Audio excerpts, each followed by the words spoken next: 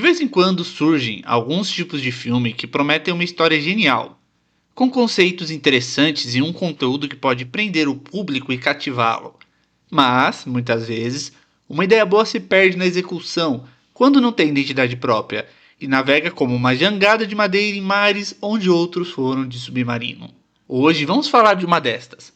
Vamos conversar sobre Frogman, a lenda do Homem-Sapo, o filme que poderia ter sido um diferencial no gênero do horror, mas se tornou uma das maiores piadas de 2023.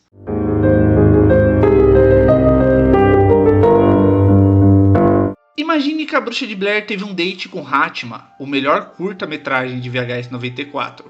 Se ambos tivessem ido para um motel barato e não usassem proteção, 9 meses depois sairia Frogman. Mas ao invés de um filho legal e assustador como os pais, ele sairia um cara bagunçado que à primeira vista parece ser interessante, mas quando você conhece melhor, vê que só aceita jantar uma vez. Frogman, traduzido Homem-Sapo, é um filme found footage produzido por um cara chamado Anthony Cousins, que havia trabalhado em outros conteúdos de terror, mas sendo esse aqui o seu mais famoso projeto. Na trama, Dallas, um cineasta fracassado, tenta reviver uma história de seu passado para conseguir alavancar sua carreira que já afundou. Ele, quando criança, gravou com uma câmera caseira uma figura lendária chamada de Frogman, o Homem-Rã, que seria a mistura de um homem com um sapão. Agora, depois de adulto e de ter sido expulso da casa da irmã, como a necessidade faz o sapo pular, ele reúne dois amigos, Amy e Scott, para ajudá-lo a montar um documentário sobre o bicho, provando para o mundo todo que ele não é louco e ao mesmo tempo montando seu maior trabalho no cinema. Para começo de conversa, a lenda de Frogman é real.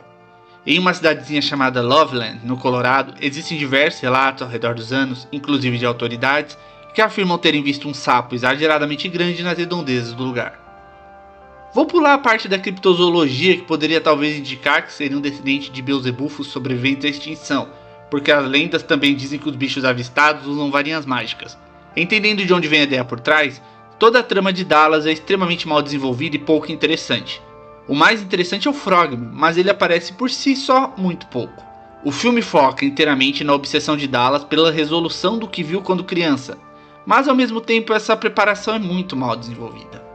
A impressão que passa é que a única motivação dele a princípio é financeira, mas isso abruptamente muda no meio do filme. Ele é um personagem extremamente grosseiro com os próprios companheiros, inclusive Amy, a qual a narrativa reforça que ele é apaixonado. Existe durante a trama uma obsessão ao estilo Capitão Ahab e a Baleia Branca, que não é nada de novo no gênero, mas que torna toda a situação deles durante a investigação totalmente descabida. Os outros personagens incluem a atriz Amy, que topa ir nessa presepada para ajudar o amigo. Ambos já tiveram um caso, mas nunca falaram sobre, e esse assunto eventualmente retorna durante o filme nos momentos mais incômodos. No começo do filme ela aparece numa festa que claramente está lá para emular o começo de Cloverfield, mas sem metade da graça. O outro personagem chama Scott, que aparentemente só quer ir para ajudar Dallas a espairecer, mas que durante o filme sofre uma transformação completamente bizarra. Lembra que eu disse que isso aqui é fruto de duas franquias famosas, mas que não conseguem trabalhar bem nenhum desses aspectos? Bom, durante a trama, a investigação os leva até a cidade de Loveland, onde Dallas viu a criatura quando criança. Lá descobrimos que a cidade ganha muita grana com a lenda do Frogman, uma situação bem parecida com Burkesville. A lenda parece movimentar financeiramente a cidade, e os três são recebidos de braços abertos como turistas. Fazendo uma comparação, essa introdução à cidade não tem metade da graça de A Bruxa de Blair, a qual já temos vídeo aqui no canal.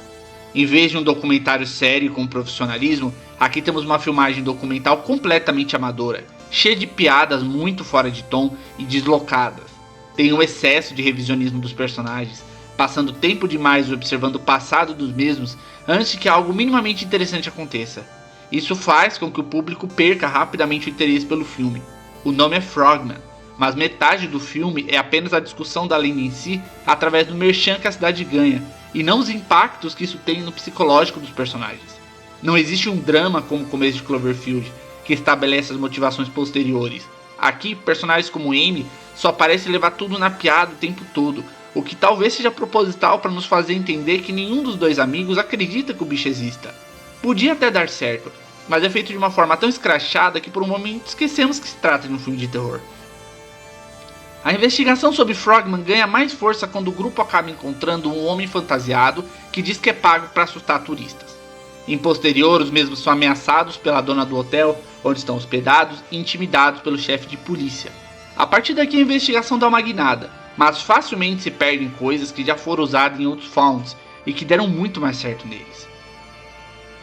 Tem uma coisa que os haters de found footage sempre usam como argumentação quando criticam os filmes do gênero, que a câmera tremida dá náuseas e que seria um processo de gravação totalmente preguiçoso. Eu concordo que câmera tremida é um horror, mas mesmo dentro do gênero existem formas de lidar com isso e de se justificar. A franquia Atividade Paranormal usou de câmeras estáticas para resolver esse problema, e outros filmes focam mais nas relações dos personagens para evitar o conceito, utilizando a tremedeira somente em último caso. Aqui, quando os personagens entram na floresta, onde seria a parte mais interessante do filme para que pudéssemos ver finalmente a estrela, o sapão, o diretor achou por bem nos privar disso e querer tratar a criatura no absoluto suspense. Ao contrário de A Bruxa de Blair, onde a inexistência de um mal físico atrelava a coisa toda ao sobrenatural, aqui temos de fato um mal físico. Afinal de contas, isso é um sapo de 1,20 m, não um espírito vingativo. Se você propõe que seu filme seja sobre uma criatura crível e fisicamente existente, então o trabalho ideal seria mostrá-la. Olha o curta do Hatma. No final ele existe e é uma das criaturas mais icônicas que já surgiram no cinema de terror dos últimos anos. Cloverfield também tinha um monstro que serviu de inspiração para diversas outras criaturas. Quando você não trata de um espírito, mostrar seus monstros é a forma crucial para prender o público. Mas isso acontece aqui muito vagamente. Frogman tem poderes telepáticos e quando os usa, isso afeta a câmera. Então toda vez que chegamos perto de ver o Cururu do Inferno, simplesmente somos privados disso. Isso é um problema, pois algumas cenas são verdadeiramente bem feitas e poderiam render atos muito bem desenvolvidos. A cena dele de ponta cabeça entre os protagonistas é a mais inspirada, mas é tão rápido que piscou perdeu. Aliás, por falar no Frogman, a ideia do Homem-Sapo pra mim é do cacete. Um filme de monstro com um sapo? Essa realmente não é uma ideia ruim. Sapos são bichos que causam desconforto. Os bufos geralmente são feios, de aspecto grosseiro. Muitos têm veneno, que daria uma excelente adição pro bicho no filme. Um sapo gigante, expelidor de veneno, que pula e engole as pessoas vivas igual o sapo de Resident Evil Zero, seria do peru. Um sapo gigante não precisa ser mais do que um sapo gigante para impactar. Mas vale o bom senso. Ele é um sapo gigante, telepata, estuprador, líder de um culto que transforma pessoas em híbridos de sapo e homem, causa interferência em equipamentos eletrônicos e tem uma varinha mágica. Tudo isso em 1h20. É muita coisa para pouco filme e nenhuma das coisas é explorada direito. Metade do filme é Bruxa de Blair mal feito. Temos um tempo em excesso com esses personagens na cidade, enchendo o saco das pessoas. E após uma longa cena na floresta onde vemos o Kermit só de relance por trás das árvores, o filme abandona a Bruxa de Blair e se transforma no curta de Hatma, de VHS 94, só que com baixa qualidade. Descobrimos eventualmente que existe um culto que louva o Frogman e que entrega garotos para ele fazer sexo e gerar novos Frogmanzinhos, estabelecendo que não havia apenas um sapo gigante. Toda a cena do culto é mal feita e mal desenvolvida em excesso, não gerando qualquer temor. Todo o ato de ter um culto sobre a criatura é mal construída, pois pelo que consta e pelo que vimos durante todo o filme, Frogman pode até ser uma criatura horrenda, mas com certeza não saiu do Monte Milboco. O seu transe é facilmente quebrado e mais de uma vez ele é ferido durante o filme, e isso tira qualquer imersão divina. Seus seguidores, uma dúzia de moradores com capuzes pretos, não geram qualquer apreensão. Vemos que um velho com uma espingarda conseguiu se disfarçar no meio deles e facilmente poderia tê-los matado na bala, pois aparentemente nenhum deles andava sequer armado com uma faca de manteiga. Apesar de entendermos que existem outros Frogmans, durante a cena das cavernas não vemos muitos, o que torna a coisa toda basicamente corredor escuro e câmera mal filmada. Apesar de eu só falar mal até aqui, tem certos conceitos no filme que não são de todo ruim. Durante as entrevistas na cidade fica estabelecido todos os conceitos sobre o bicho, que ele controla mentes, que usa uma vara mágica, que pode ter vindo do espaço ou de outra dimensão. O filme faz piada com o fato de o Frogman fazer sexo, e tudo isso vai se tornando verdade ao longo da trama. Também é bacana a trilha sonora.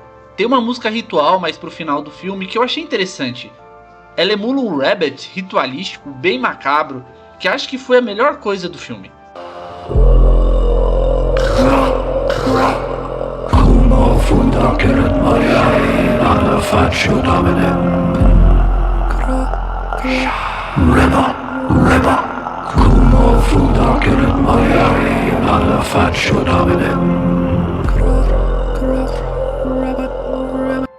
Uma das coisas muito bem feitas aqui é o gore. O filme traz algumas transformações bizarras entre humanos e sapos, com maquiagem muito bem feita. O parto da garota violentada, onde sai um girino de dentro dela, também parece ser animal, mas a ideia de fazer a câmera oscilar na presença dele estraga a experiência nas duas cenas. Eu gostaria muito de ver esse parto sem interferência. Era só deixar a câmera no chão e ia ser maneiro, mas o diretor tentou ser conceitual e o resultado saiu mediano. No final do filme também temos uma cena interessante. Descobrimos que tudo o que vimos estava sendo assistido no cinema, que o Dallas conseguiu fazer um filme sobre o Frogman. Que nenhuma autoridade acreditou nisso, mas mesmo assim agora ele está rico. E o found footage acaba aí. Contudo, existe uma interpretação bem interessante quando vemos Dallas sozinho com a varinha mágica na mão, que apesar dele ter conseguido o que queria, perdeu seus 2 amigos para isso, o que reforça que nunca foi por Frogman e sim por dinheiro. Seu melhor amigo está morto ou sem lavar o pé numa lagoa por aí, e a garota que ele amava se foi, traumatizada e com batracofobia.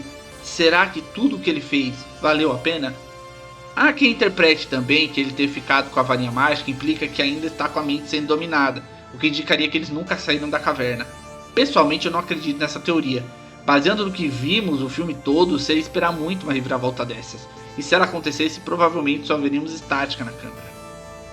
E você, já assistiu Frogman? Gostou do filme? Não se esqueça de curtir, compartilhar e comentar. Nos sigam também nas redes sociais e nosso canal sobre nerdices, a ponte de comando. E nos vemos no próximo filme, aqui na Sala Found Footage.